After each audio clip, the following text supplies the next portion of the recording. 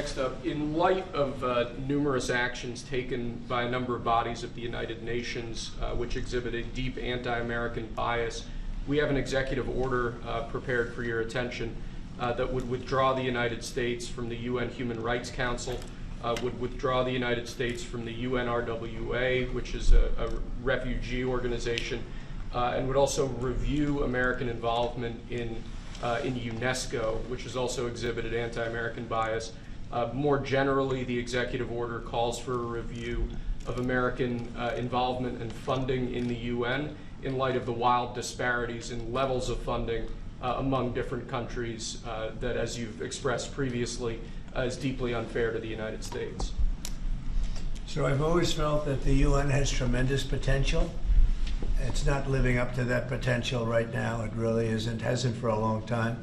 It has, there are great hopes for it, but it's not being well run, to be honest, and they're not doing the job. A lot of these conflicts that we're working on should be settled, or at least we should have some help in settling them. We never seem to get help.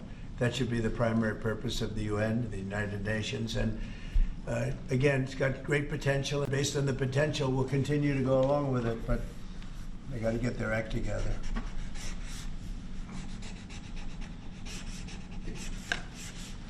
What would they need to do, sir, to get their act together? Well, they got to be fair to countries that deserve fairness.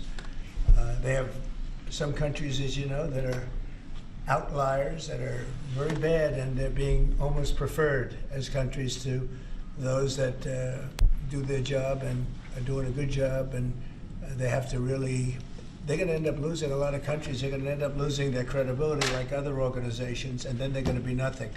The potential of the United Nations, and not everybody agrees with me on this, the potential of the United Nations is fantastic if properly run. So we'll see what happens. How much money are you willing to take away from them?